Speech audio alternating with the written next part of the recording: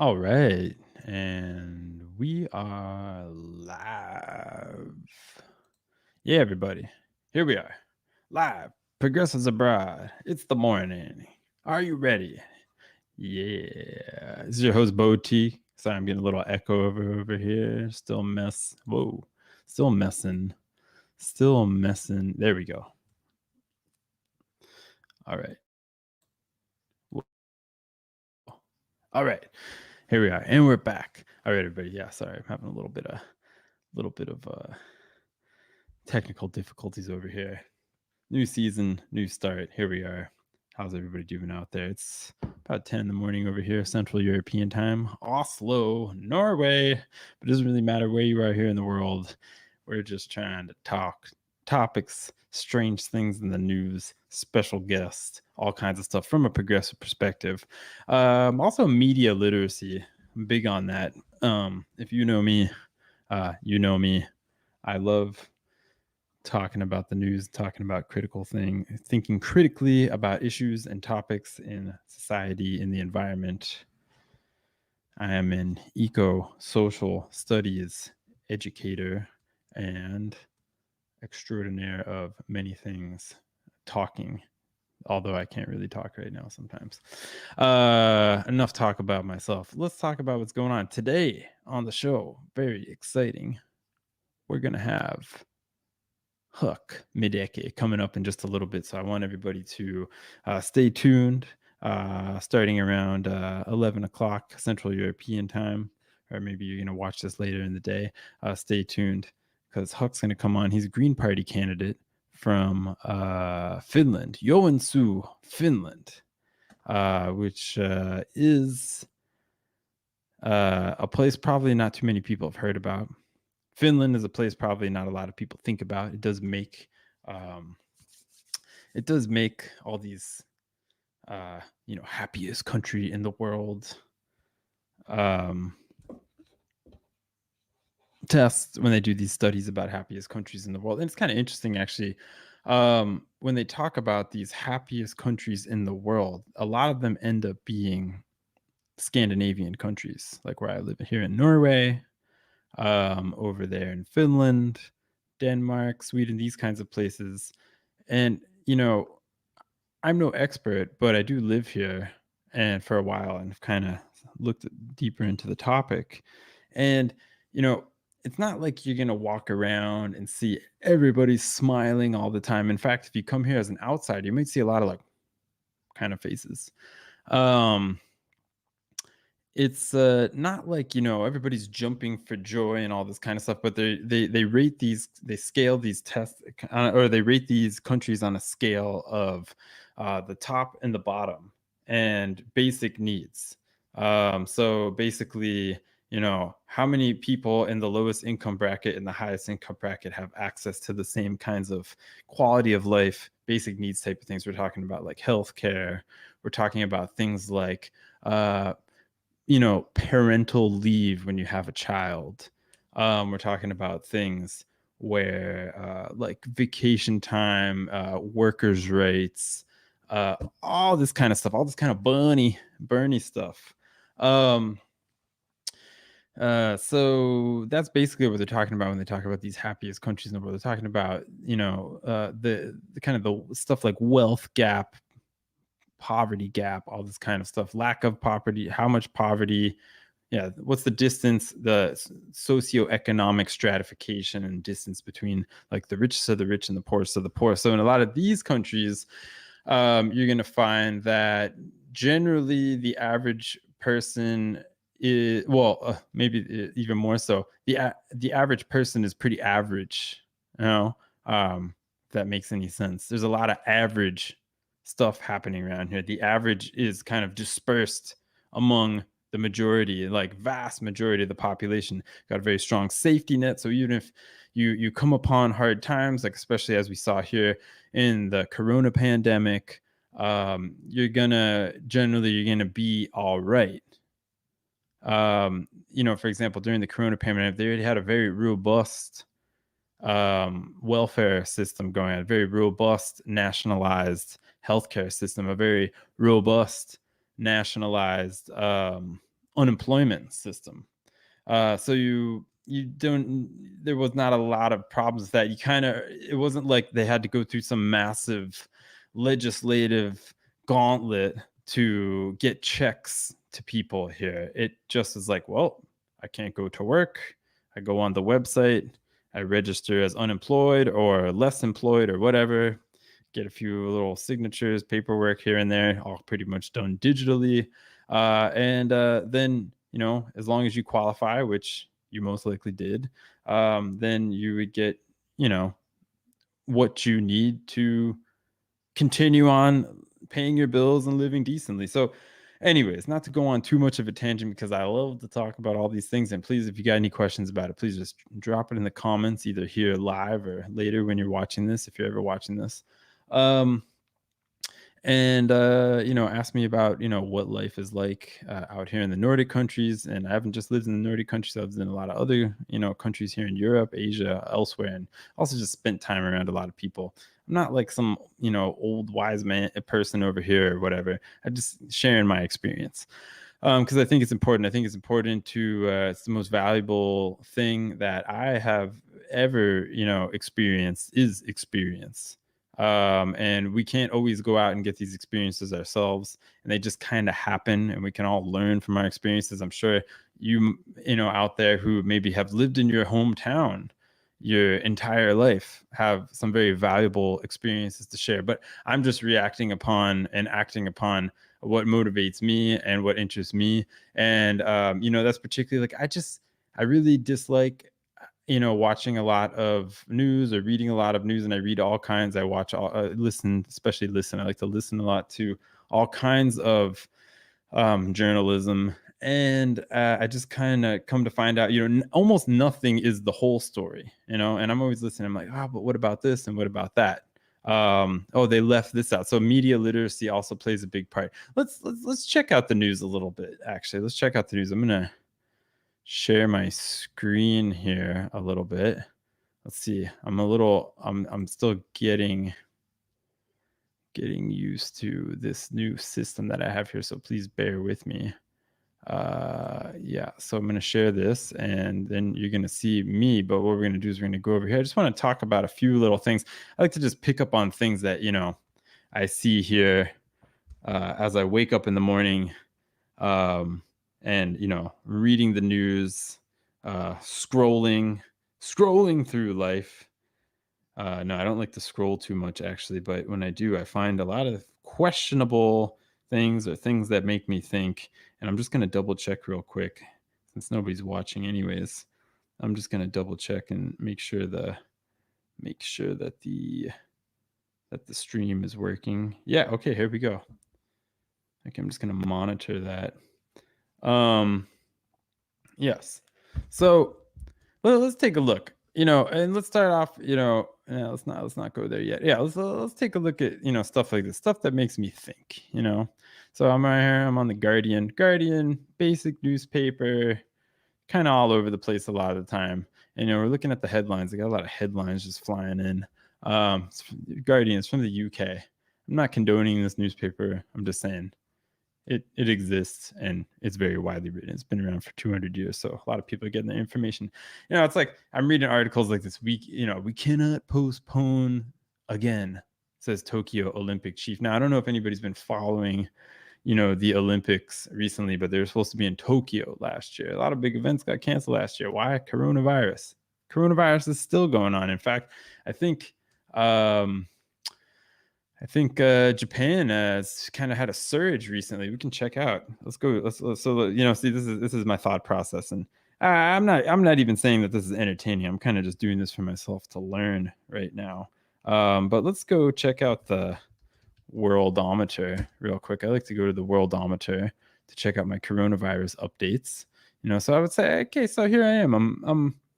I'm reading the news. I'm reading about Japan, and already I have a question. I want to find out what's up with Japan and how have they been doing on coronavirus. A little search there. Let's check out Japan. And yeah, we got it. I know I got ads. I put up the ad blocker. It's a little confused. So let's see. Okay, here, generally Japan, man, Japan is doing pretty good. We heard good things about Japan until around October 19th. And it seems like things, okay, kind of classic, up, down, up and down, up again, down again, up. They create a recent surge. And now we're down here at 3,311 cases. I know over there in the United States, they think that coronavirus is over. But you have to remember, you did have it the worst, and now you hogged all the vaccines. So it's a big party over there right now. But out here in the rest of the world, it still is quite corona-y. Okay, we still have to be in quarantine. You can't leave the country right now here in Norway. If you, well, you can, but if you leave, then you have to quarantine in a quarantine hotel that you have to pay for like 10 days. Anyway, so let's see. So we got 2,642 cases, 91 new deaths in Japan. Doesn't sound like a lot. Sounds like almost something that's happening in my home state, the state of Florida right now. People say, oh my God, that doesn't sound like a lot. You should see what it is in Norway. Not a lot. It's not a lot, but still it's going on. People are still getting vaccinated. There's still like restrictions. I see it here in Norway too. Here, we can check out Norway real quick. You see what kind of media literacy kind of tangents I go on here. But I like to do this, kind of how my mind works. So, but I mean, I think it's important because you have to really look these things up and inform yourself. So yeah, here in Norway, again, going up, up, up, up, down, up, down, up, down, and ta-da! Yeah, I mean, Norway has done relatively good. I mean, you can see on our highest day ever, we got a population about 5.5 million people, and on the worst day ever in Norway, these poor people, I feel bad for them, but 26 deaths. On our worst day in Norway, the whole country had 1,218 cases on April 9th. Wow, actually April 9th, 2021. Now, one thing to consider is that, Norway's a small country, yada, yada, yada, but still 5.5 million people. Now, let's remember that number. It was like 1,121. Now, we're going to go back over here. We're going down a rabbit hole right now, so stay with me here. Stay with me. Where's the United States? I always like to compare to Florida. Now, Florida is a state, just a single state, smaller than Norway space-wise, but and about 4 times the population. But let's go look at Florida here. Okay, now keep in mind, that was the worst day ever in Norway. It was like an exception. Okay, so here we're down. Everybody's like, oh, the pandemic's over here in Florida. Everything's open. Hooray. 1,253 cases just yesterday or 2 days ago. It was June 1st. 1,000. So on a good day, on like one of the best days ever, you have more daily cases in Florida on the best day ever than the worst day we ever had here in Norway. Now let's look at like the worst day in Florida. 21,000 cases in one day. Okay. We had on our worst day, we had about 1,200 cases. You got 21,000 cases. So 1,200. Okay. We can compare it to Florida. 1,200 times 4 equals 1,200 times 4. Yeah, we're talking about 4,000. Yeah, 4,800 cases. Even if you scale it to Florida size, it's Florida alone much more out of control ever. And of course, this is because they had less restrictions there. It's a multifaceted, many moving parts, but the unemployment system was pretty unstable, very complicated for people. A lot of people, sucking up propaganda, and but I think even more than that, a lot of people just were desperate to get back to work. That puts the public pressure on the politicians. The politicians don't really care. They're just hanging out in like their castles, and half of them don't believe in COVID anyways. Next thing you know, it's out of control. I mean, Florida is pretty wacky too. I love Florida, love the state, miss it so much. I just wish that I could get a few things figured out, because I wouldn't mind actually moving back to Florida and actually living in a warm place. And we need some health care though. It can be warm. That warm thing can buy me a new hip if I need it. Drinking some coffee. I hope you're drinking some coffee out there too. Anyways, stick around, everybody. We are getting ready around 11 o'clock. Our friend Huck, all the way from Finland, is going to be here to talk to us about his run. He's going to talk to us about all kinds of things: Finnish, wilderness survival, the nature, living off the grid, and he's going to tell us about his new campaign. his run for political office in the Green Party. And I'm advertising some headphones right now. Jeez. Okay, let's X off this. Anyways, what was the point of all this? We're ADDing right now. Let's go back. Let's go back to the article here. The Olympics, yes. And I believe it was actually Florida somewhere. I'm not going to find the article right now, but Florida actually said, hey, Tokyo, if you don't want the Olympics, we're going to take it. So Japan, a country that has done relatively much better than a place like Florida with coronavirus, is very hesitant to take on the Olympics. They say, we cannot postpone, he said in an interview with the Nikon Sports newspaper.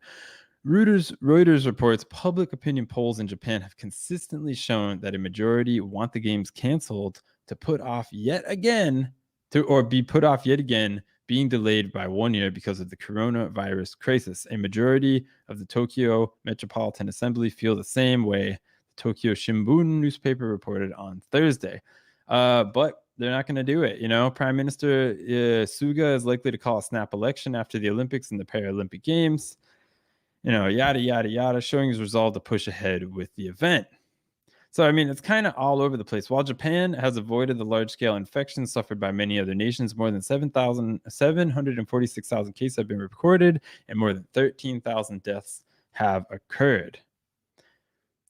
Shigeru Omi, Japan's top medical advisor, told a parliamentary committee on Wednesday that it was not normal to host the Olympics amid the current state of infection. So you can just see, I mean, why are we talking about this? It's just kind of interesting, right? You see the reaction, for example, in places like Florida and the United States, where you got basically, if you look at the timeline, there's a really great Miami Herald article that goes through the timeline of how the reopening of Florida occurred. And I mean, it already started reopening after like the first month of coronavirus back in, May last year, June last year.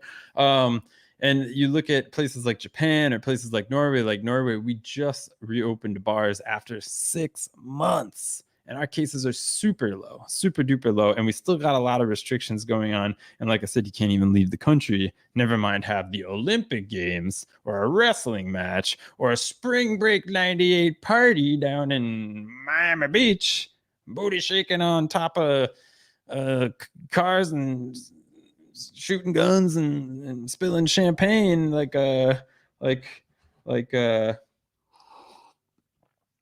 we're in a really awesome Will Smith music video. No, we're riding it out. We're like riding the different corona waves as they kind of crash, and then we know another wave's coming and they kind of crash. Why do they want to push the Olympics? There's a lot of international pressure. I'm sure there's an election going on, so that has something to do with it. And you got to remember, everybody, this is capitalism. This is about money. I mean, even the people there don't want the Olympics to happen, but they're pushing through anyways, because I'm sure there's a lot of outside public pressure. I think it's hilarious that, that Florida actually said, I think Ron DeSantis said somewhere, oh yeah, we'll take the Olympics if you don't want it. I mean, Florida don't care. A lot of people don't care. You got to make that money, right? You got to make that money. This is what people are concerned with. You got to make that money. This is what the entire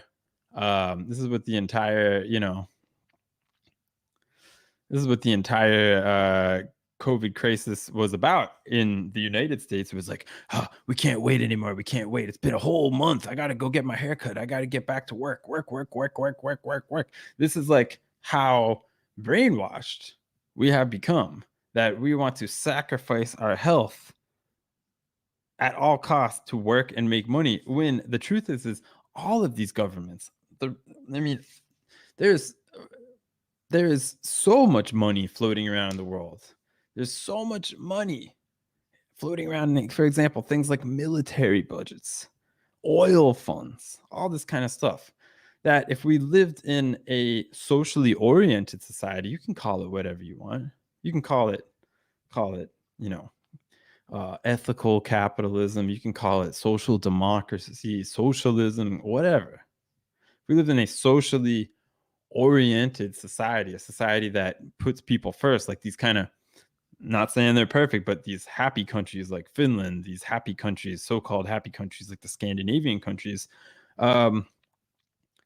if we put people people, individuals, groups, communities over money, we could fund it all. We could fund things like universal basic income. We could fund things like, universal healthcare, and not just universal healthcare in one country, but like a global system of universal care. So if you want to go to another country, yeah, I know that sounds crazy. You might want to go to another country. Uh, you can easily like go from one place to another. I can tell you what, as somebody that works, lives, not really travels so much abroad. I'm like usually like working, living, studying, this kind of thing, like living abroad. It is utterly insanely frustrating. Dude, I can't even go back to the United States because of the healthcare situation over there. I can't even go back to the United States. It's why do I say I can't even go back to the United States because of the healthcare system? Because just a second, I'm getting a little distracted over here. Let's turn the screen off real quick. No, there we go. Yeah, so why can't I go back because of the healthcare system?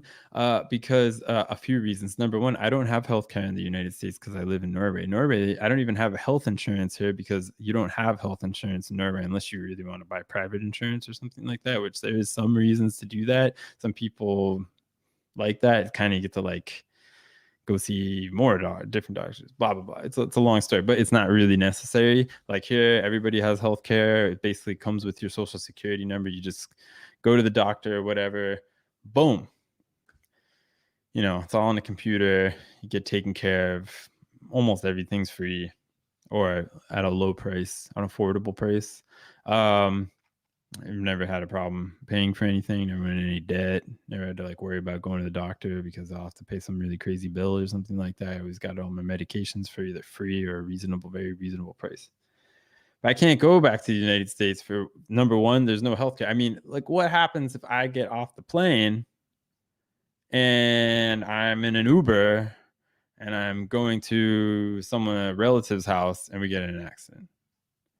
What if I am walking down the street and somebody jumps out of a bush and forget this crazy stuff. What if I'm walking down the street? This easily could happen here in Oslo. I'm walking down the street and you get these people on the scooters everywhere now, running on scooters. Yeah, they zoom past you real quick. They hit you, run over your foot, something like that. Who knows? Anything could you get sick. Not worried about coronavirus so much. I mean, I'm worried, but like you could get sick. You got to go to the doctor. Next thing you know, you're like getting exorbitant amounts of debt. No, I don't want to go into life-crushing debt just because I went to go visit the United States. So you say, okay, well, so how do you go back home? Yeah, I still go back home. Well, yeah, usually I have travel insurance, which covers healthcare. And in Norway, it's really cheap, actually. It costs like, I don't know, for like one person, somewhere around like $15 a month. And you have very comprehensive healthcare coverage, travel coverage when you go to the United States. So that's always been my game. I get my travel insurance like $15 a month. Go back, I feel secure, I feel safe. It's like, I mean, nothing. I've never really had to use it for much, maybe like a canceled flight or something like that. But I mean, for the most part, everything's okay. There's been times, where I have gotten hurt and I didn't have travel insurance, and I learned my lesson. I broke my elbow. Couldn't get it fixed in the United States. Didn't have insurance. Went to some like Medi doctor, quickie doctor, whatever you call. I said, oh, it's fine. Oh, I had to go back. 2 years later, I went. When I was in Norway, I got it checked out, and they said, oh yeah, you broke your elbow back then. And they gave me surgery here, 2 surgeries. Another story, but the truth is that why can't, so you say, okay, Josh, why can't you go back? Well, there's a lot of travel restrictions right now because of COVID. I know everybody's like, oh, come on, you can just come get your vaccine over here. Well, it's not that easy. Why? Because our health insurance doesn't work in the United States anymore. Why doesn't health insurance work in the United States anymore? Because the United States is on a global scale considered a red zone. It's considered a danger zone, basically kind of like a war zone. It's a dangerous place that the governments don't recommend that you go to. So if you're listening to the United States, I mean, do you realize that? Because I mean, I know some of you out there do, but I'm not sure people really realize that on a global scale that There are literally millions of Americans. I believe we have millions of people who have immigrated outside the United States, living outside the United States, that are literally going to like risk their lives to come back and visit. This is wild, you know. So no, we're a lot of us, we're just stuck out here right now. We're just stuck. Um, because it's a red zone, and if it's a red zone and the government calls it a red zone, then the insurance companies, they don't cover you. They say you got to wait until it's out of the red zone. And so when people call me up, they're like, "Oh yeah, everything's better back here. We only had 10,000 cases in the United States today," and I'm just like, "Thanks, guys. Like while you're out partying, eating cheese doodles at Flanagan's or whatever, we're sitting out here and waiting for you a-holes to get your get your corona rates down so other people can safely travel to that country, including American citizens. I mean, you can get some insurance, but it's like disaster insurance, man. It's not very good insurance, and at the same time it's like expensive, and it's just like, geez. And then you start thinking maybe it's not a good idea to travel right now. Anyways, it's just a weird predicament that not a lot of people think about because not a lot of people care. That's why we're here to tell you about it. Anyways, yeah, let's talk about some other news we got going on here. Okay, I'm gonna pop up the screen again. There we go. I'm not so good at this. We'll get better at this. Yeah, here's another funny thing. So Trump shuts down his blog. This is from the New York Times. Yeah, not condoning this news. I like to just look at the stuff that people are looking at. This is, I think, important. Trump shuts down his blog, frustrated by low readership. There he is. What's up, Trump? Whatever. Former President Donald Trump shut down a blog. So apparently Donald Trump started a blog. Oh, wait, just a second. I see that we are, there we go. Nope. There we go. God, I got to get better at this. Okay. So it's a little funny. Okay. So anyways, yeah, former President Trump, he was removed himself entirely from the internet, still banned from Twitter and Facebook, struggling to find a way to influence news coverage. Since leaving office, Mr. Trump decided on Wednesday to shutter his do-it-yourself alternative, a blog he had started just a month ago called From the Desk of Donald J. Trump. This is my favorite part. Mr. Trump had become frustrated after hearing from friends that the site was getting little traffic and making him look small and irrelevant, according to a person familiar with his thinking. Now, let's just get this out of the way. Maybe this shows progressives abroad. Man, no way, a Trump supporter. I don't even care what this article is about. I just happened to find it. But like, look at this kind of rating. By the way, this is a very short article. This is like what I kind of consider just like kind of propaganda-ish like fluff that kind of floats around the internet, and like most people just like read the headline. And I mean, I guess that's what's important. The headline, he shuts down his blog. Like, yes, this is true, this happened. But like, look at the content. That, I mean, nothing against, I don't know, like just focus on the content. I don't even want to like go into like who wrote this or whatever. It's not really the point, but the content.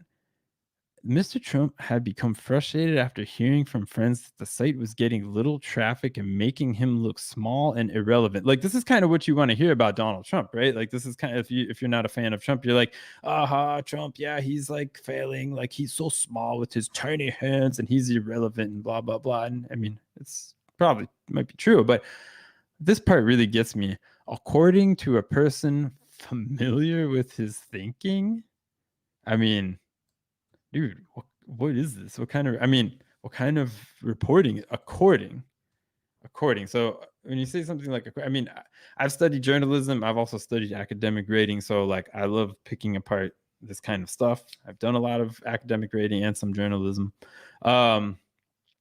According, okay, so that means like I talked to somebody and this is what they told me. Okay. It's not like this is a proven fact, first of all.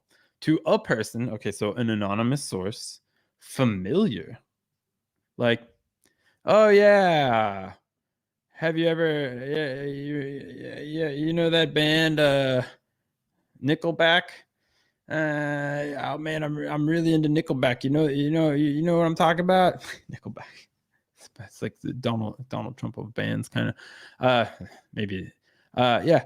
Yeah. Oh yeah. Yeah. They're from like the '90s or something. Yeah, I'm familiar with them. I don't really know them. Okay, so we're familiar with his thinking.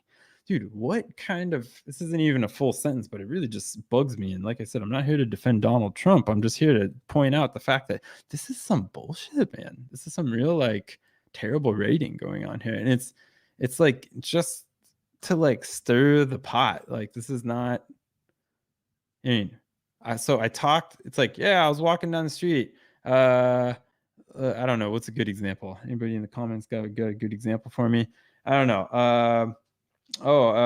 Like I was walking down the street. I was talking to some guy who said that maybe we need to move out of our house right now because it's we're gonna fall into a hole. There's gonna be an earthquake tomorrow. Some guy on the street who's kind of like familiar with the area. Okay, who was I talking to? Well, we don't know, but maybe I was talking to, some, just like crazy person on the street who's familiar with the area. This is not news, man. This is garbage. This is not stuff that we need to be reading. And I mean, like I said, I'm not here to defend Donald Trump or anything. It has really nothing to do with that. It just has to do with this kind of writing, this kind of information that's being put out here that's kind of like filling, I don't want to like focus on this person. It's kind of like filling up the media. It's filling the airways. It is just there for you to click on, and then it's like a bunch of fluff. It's there to subscribe to this fluff. Click on these advertisements on this fluff, although there's not so much advertisements on New York Times because New York Times is subscription based, I guess. But I think you get my point. It's just like, it's just fluff. It doesn't mean anything. It's just to get you to click. It's like fill up the page. I mean, I realized this, after reading a lot of, because, I studied media and journalism, but also have, over the years tried to get more into writing. So you go and you really concentrate and you read a lot of other people's writing, and you realize, man, there's a real big difference between like facts and like actual stories and stuff that's just like, I'm just filling up the page. We just need people to have a page to look at. Probably most people aren't even going to read this, There's a lot of that going on. There's a lot of that going on. So it's just, be careful, everybody. Be careful with what we're reading about here. Anything else I wanted to check out here? No, I think, let's see, anything else funny in the news today? Guardian. We'll explore some other newspapers too, but I just had this one up today. Yeah, Brazil's angry as the death toll mounts. The Olympics will go ahead. It's like, dude, the world falling apart. I mean, I don't mean it in like a hyperbolic way. I mean, literally, like there's like turmoil. I mean, have you seen what's going on in India? Like there's like turmoil all over the place, and most people just, oh, man, I need to go get those. I need to go down to Flanagan's and go get some 3-for-1 drinks. That's what's going on.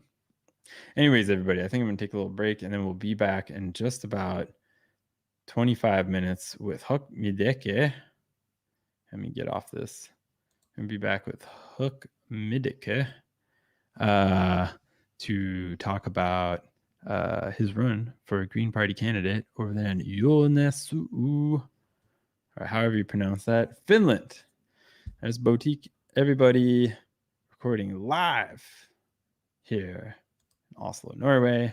And please don't forget to subscribe to Progressives Abroad on YouTube, Twitch. You can listen to wherever you find podcasts. You can follow at Progressives Abroad on Twitter or wherever, and donate at paypal.me/international super. Thanks everybody for tuning in, and please feel free to send me a message, and I'll talk to you again soon.